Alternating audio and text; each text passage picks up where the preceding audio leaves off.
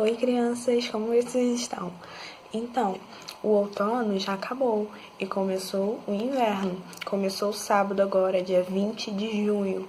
E o inverno, ele vai até 22 de setembro, tá bom? Então, o que é a estação do inverno? Acho que vocês já sabem disso. O clima ele fica mais frio, fica mais seco, tem muitos ventos fortes, chuvas, e também uma baixa umidade. Por isso nós devemos tomar muito cuidado, se agasalhar, não pegar friagem, para a gente não ficar resfriado, ainda mais nessa pandemia, não é mesmo? Nós devemos se cuidar nessa estação do ano, tá bom? E vamos para mais umas atividades da nossa semana, tá bom? Quarto ano, as atividades de hoje em português, eu deixei um texto para vocês lerem, um texto bem legal, sobre os 10 ajudantes, que no texto vocês vão saber quem são os 10 ajudantes, e também as atividades para procurar no dicionário, algumas palavras do texto, que elas têm os significados específicos, e eu acho que vocês nunca devem ter ouvido essas palavras, então eu botei para vocês procurarem o significado dessas palavras, tá bom? E também substitui as frases dessas palavras que tem no dicionário, tá bom? E hoje também nós vamos lembrar os tipos de frases que são declarativas, que podem ser afirmativas ou negativas, e as frases interrogativas e exclamativas, que são aquelas com a pontuação de exclamação e o ponto de interrogação, tá bom? E também separa as sílabas, dê os sinônimos, sinônimos que são aquelas palavras que são parecidas, como eu já expliquei na outra aula. Por exemplo, uma palavra entender. Então, o sinônimo da palavra entender é compreender. Tem o mesmo significado, só que são palavras diferentes, tá bom? E o antônimo é o contrário. São palavras opostas. Então, se eu ganho, eu perco, entendeu? São palavras opostas e com significados opostos, tá? E hoje o verbo, nós falamos semana passada sobre o pretérito imperfeito. E hoje nós vamos falar sobre o pretérito mais que perfeito. Como eu disse, o pretérito mais que perfeito, ele indica uma ação que ocorreu antes da outra ação passada. Então, é um pretérito bem antes, é um passado, bem antes, tá bom? Que se conjuga assim. É o do verbo cantar, nesse tempo. Eu cantara, tu cantaras, ele cantara, nós cantáramos, vós cantares, eles cantaram, tá bom? Então eu coloquei aí para vocês conjugarem nesse modo indicativo, um pretérito mais que perfeito, o verbo pular, tá bom? Nessa mesma terminação, urá, tá? Essas são a parte de verbo em português.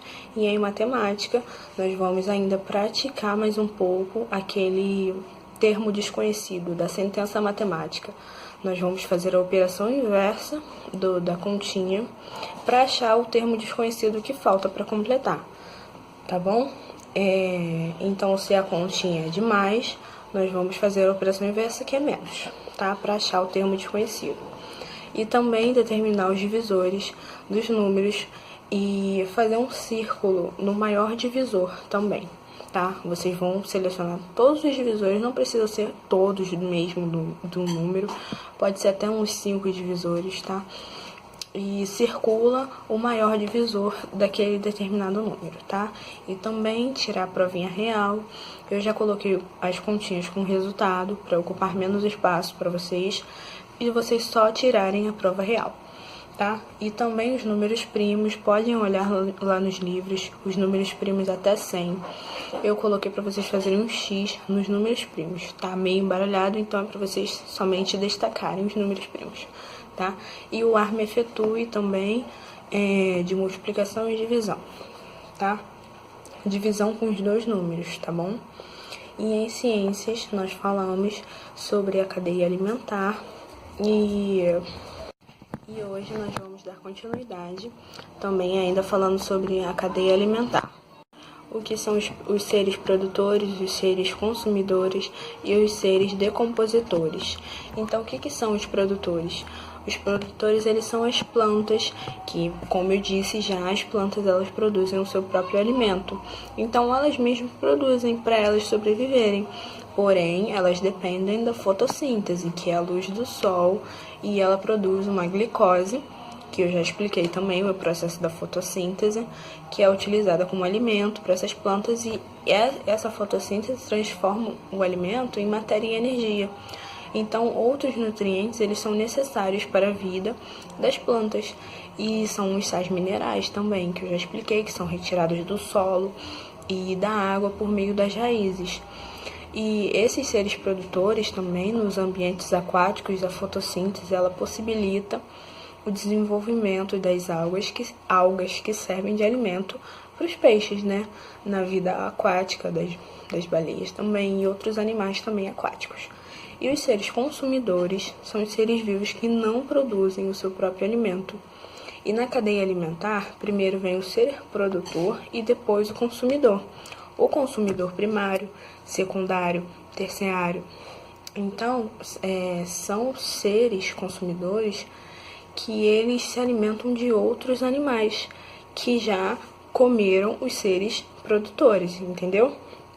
Então, os seres secundários, eles obtêm os nutrientes e a energia se alimentando dos seres que são consumidores primários.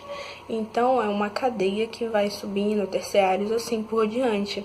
É assim que os animais se alimentam, tá? Então, dependendo da cadeia alimentar, falando agora dos seres humanos, o mesmo ser vivo ele pode ser consumidor primário e secundário. Então, esse caso é o caso dos seres humanos, que quando se alimenta de vegetais, como feijão, arroz, salada, e nós também se alimentamos de animal. Então, nós somos as duas coisas, que comemos arroz, feijão, vem do ser produtor. Então, e depois comemos a carne, então nós misturamos, somos consumidor primário e secundário, tá bom? Então, isso é os seres consumidores, tá? E os seres decompositores são todos os seres vivos que, quando eles morrem, sofrem a ação dos organismos se decompondo. Quando eu expliquei aquele exemplo lá da rã, que estava se decompondo, e aquelas bactérias, os fungos, estes organismos, eles consomem também nutrientes. Então, eles ficam armazenados nos restos e nos outros seres vivos. Assim, nas fezes dos animais também. Então, esses nutrientes que ficam nos seres vivos, nessas folhas mortas, nas fezes dos animais, nos frutos e também nas sementes que estavam se decompondo, eles não são consumidos pelos decompositores, eles se juntam no solo e se tornam novamente disponíveis aos seres produtores. Assim, os nutrientes eles voltam à cadeia alimentar, como os nutrientes para os seres vivos também. Vocês podem observar a imagem na página 280 do livro da cadeia alimentar, e vocês podem observar a ordem: o produtor, consumidor e decompositor, tá bom? Então, eu deixei algumas atividades aí também, tá? Deixei um texto explicando os seres produtores, consumidores e decompositores também, tá bom? E também deixei um espaço para vocês desenharem ou recortar e colar se acharem a representação da cadeia alimentar, tá bom? Vocês podem desenhar aí a planta, o consumidor primário, terciário, secundário e os decompositores também, tá? Em geografia, nós vamos aprender sobre diferentes culturas de uma população. Então, a população ela é um local que é constituída por pessoas de diferentes origens também. Então, em alguns locais, as populações nativas da imigração é que chegam na população, as pessoas que chegam, elas mantêm os seus costumes, as tradições, suas vestimentas também. Então, nós podemos observar essas tais manifestações em construções, festas típicas também, em eventos religiosos, e a gastronomia, que é a comida deles também. Às vezes, cada um tem uma comida separada, tem a comida mexicana, a comida japonesa, a comida italiana, que são geralmente massas. Então, entre outros elementos também.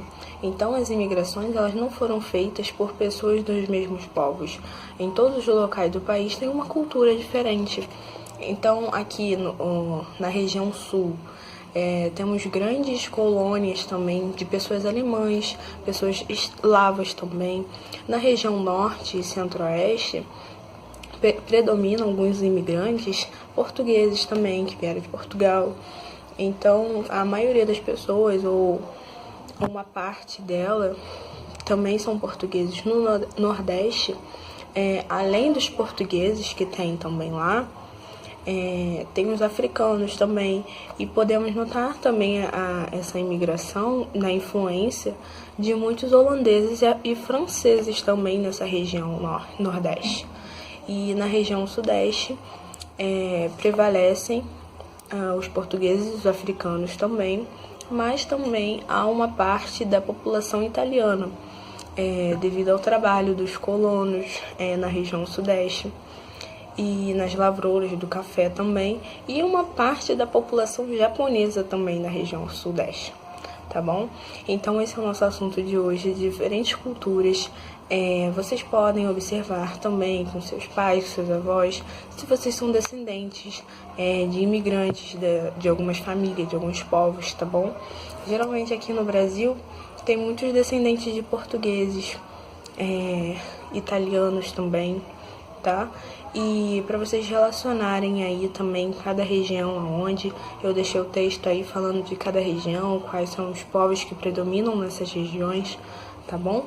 Então, você pode reparar mesmo até o seu coleguinha de escola ou de rua, ou algum outro amigo seu, vocês podem ver que vocês não têm as mesmas origens, as mesmas famílias, então são todos diferentes, tá bom? Nós devemos sempre respeitar cada cultura, tá? Em história, por último, nós vamos falar da última regência, Regência Una Araújo de Lima, tá? Que semana passada eu falei da regência de Feijó. Então, quando o padre Feijó, ele renunciou o mandato dele no governo, ele indicou para a sucessão do governo o Pedro de Araújo de Lima, em 1837. Então, esse cara, Pedro Araújo de Lima, ele ficou marcado por uma política centralizadora que revogou a autonomia das províncias. Então, eles ficaram por si só e durou 4 anos o governo de Araújo de Lima, Regência Una de Araújo de Lima, que ficou de 1837 até 1840 e lidou com algumas revoltas que tiveram nessa regência de uma forma bem violenta.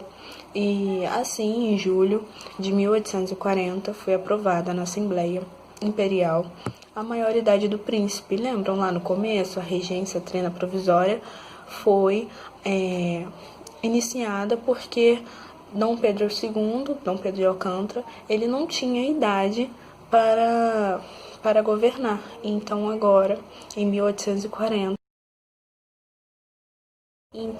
foi aprovada que ele já teria idade para governar.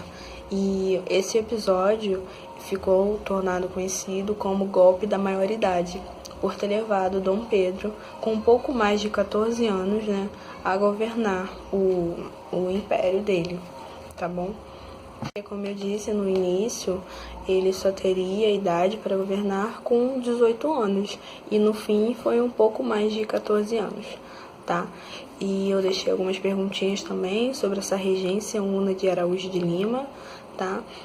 Quanto tempo durou e por que Dom Pedro II tomou posse do governo, tá? E também eu deixei uma perguntinha de quais regência nós estudamos. Foi o que eu disse: regência trina provisória, regência trina permanente, regência Una de Feijó e agora Araújo de Lima, tá? Então foram 4 regências ao total nesse período regencial, tá? Então, são essas atividades da semana, tá bom? Eu deixei também um relembrando do primeiro bimestre separado para vocês responderem, tá? Para vocês fazerem aí, tá bom? E façam com muita atenção e muita dedicação, tá? Um beijo, fiquem com Deus.